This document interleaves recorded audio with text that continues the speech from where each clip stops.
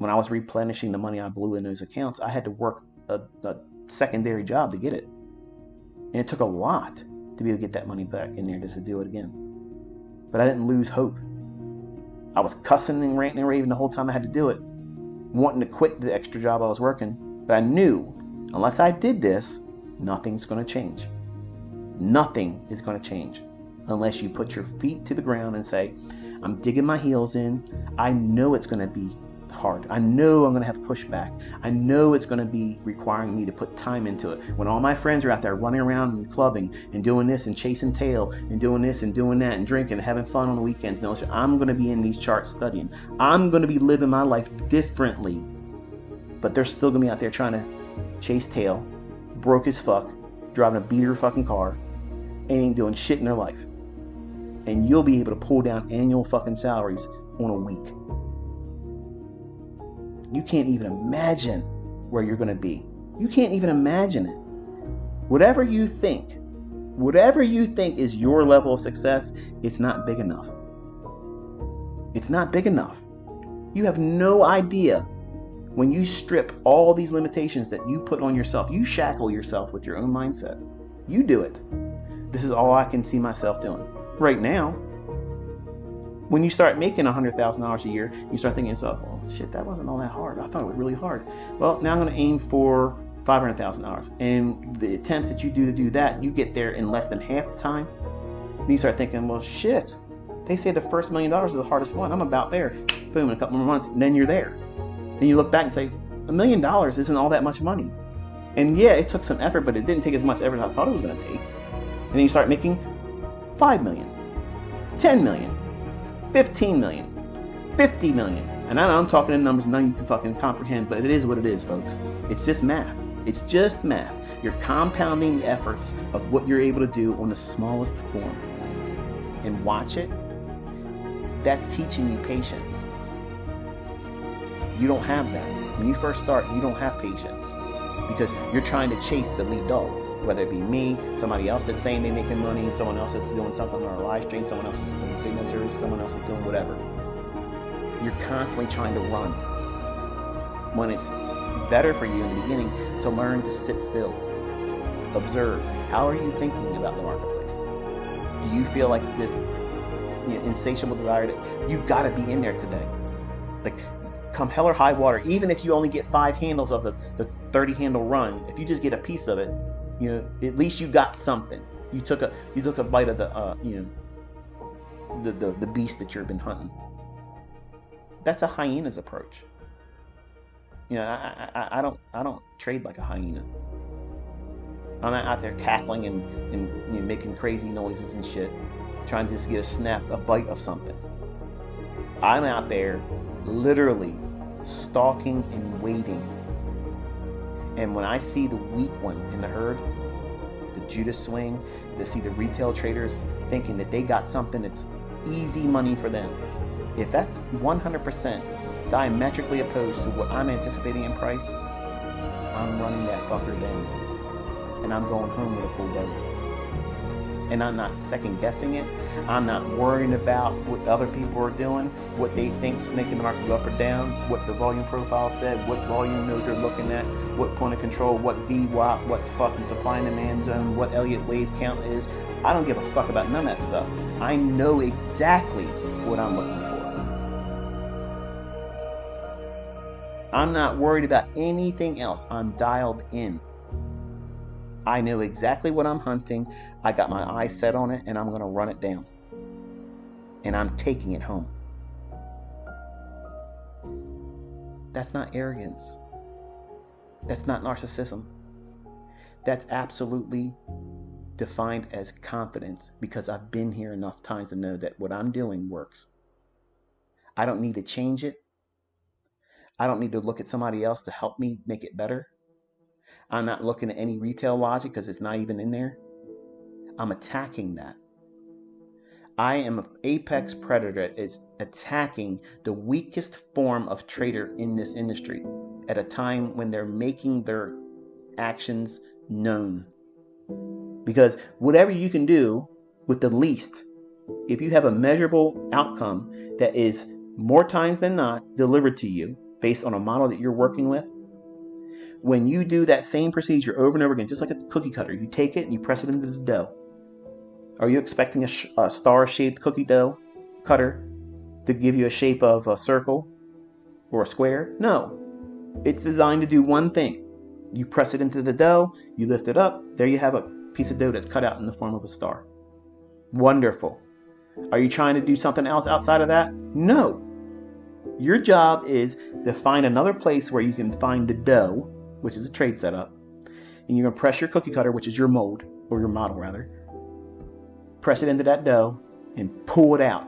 And you take home that star-shaped or whatever the shape of that cookie cutter is, whatever your model is, if it's the optimal trade entry, if it's the silver bullet, if it's, anything else.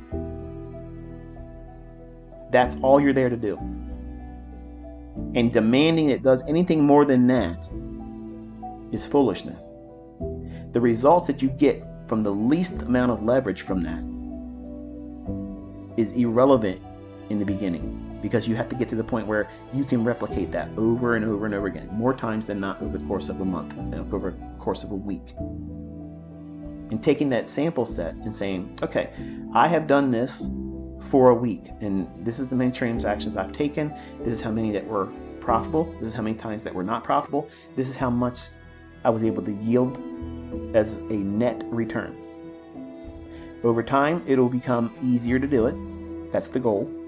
And you want it to be boring. You know, on Wednesday morning of next week, you're going to go out there and you're going to find 10 handles in S&P. You know you're going to find 30 handles in the NASDAQ. I know that. I absolutely fucking know I'm going to do that. I know I'm going to be able to do that. I can do that. I know tonight when I lay my head down that my thought is not going to be swirling around. Am I going to be able to trade next week? Am I going to be able to pull anything off? Am I going to be able to find a setup? It's a given. It's absolutely given. I'm not worried about that. That is confidence that you cannot appreciate until you have it. And most traders don't have it. Even if they are profitable, they still say that the market's random. It is random if you're believing the bullshit you're trying to trade off of. All these things that you're subscribing to as a religion. Elliott wave, Wyckoff, it's this, it's jumping the creek, it's this, this wave count. Man, if I had a trade like that, I would not be able to sleep at night. That's too many variables where I'm trading on constants. I know where the liquidity is. I know where the inefficiencies are. I know what the economic counter is going to produce a injection of volatility at a specific date and time. I'm not clueless. I'm not confused. I know exactly when I'm going to step my ass in there and tap dance all over this shit and moonwalk my ass out the door with a bounty. I'm going to do that anytime I fucking want. And when you learn how to do it, you'll do the same thing. It's confidence that you cannot appreciate until you have it. In the hands of weaker men and ladies, you'll be a prick like I was on America Online when I finally got it. I was an asshole. You think I'm an asshole now? No, I was bragging. I was really bragging all the time. I'm just spitting facts right now, and I'm bringing receipts every single day. But you don't want to accept it because you can't do it yet. And you think it should have happened to you because you watched a few videos or you scribbled some bullshit on a notepad or a napkin at work, and you think that you've been journaling. That's not a real attempt at doing it. You're half-assing it. And if you're half-assing it, don't be surprised when you get half-assed results. When you make it your business, that this is your career, you are learning how to operate and run a business. What is it? You Incorporated. You Incorporated. These people will try to tear you down all the time. And the more success you have, the more success that you share, there are more of them going to come at you. Are you going to live your life worrying about what they're going to say about you? Fuck these people. They are losers. The fact that they're spending their time talking about you, they're fucking showing you they're losers. Nobody that has success spends any time talking about somebody else. Nobody does. Nobody has time talking about that shit. You keep your business minded by you. You mind your own business. Nobody else is going to mind it. You do it. And you stay out of everybody else's business. You keep your head in the charts. You keep building, understanding yourself, where you make mistakes. Where do you fear? What do you get anxious about? What do you get too overzealous about prematurely or overconfident? Because there's a real thing like that. Identify those things. They're going to help you prune that tree, that money tree that you're growing into a money tree. I'm a money making dynamo.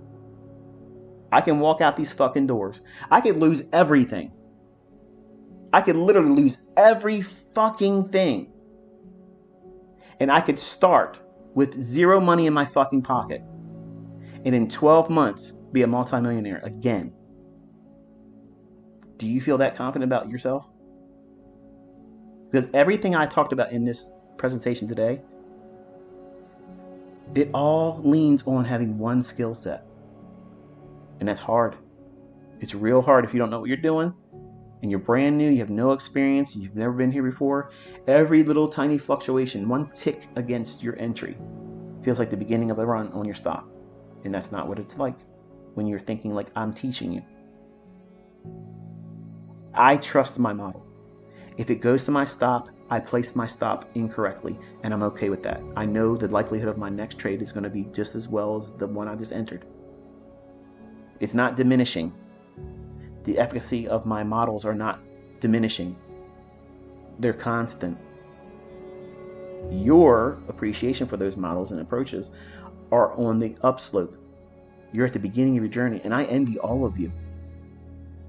I envy all of you. I miss those moments of astonishment where I would see something and I'm like, okay, this is what it should do, and let's see what happens. And it delivers perfectly to the tick.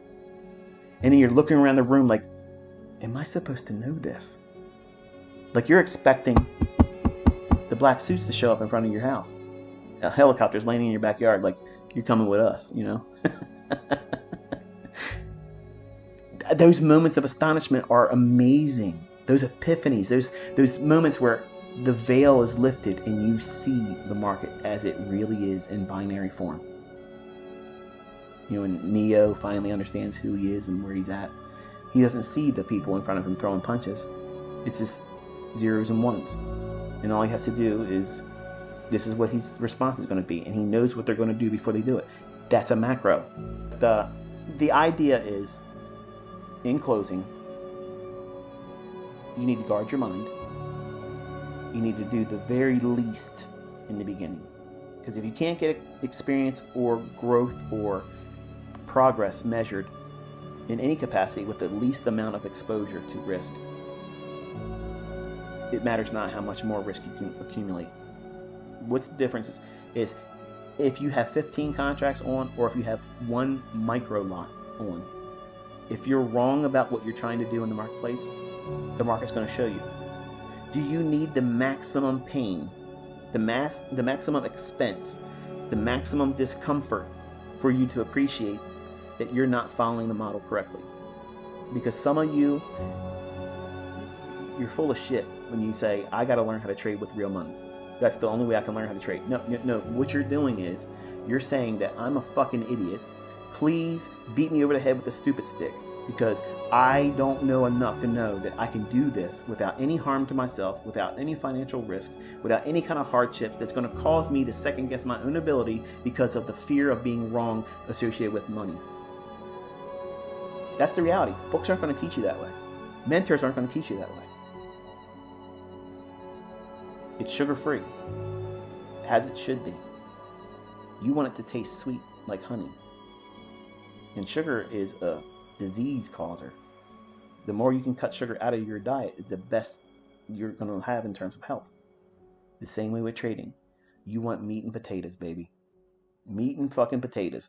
That's it.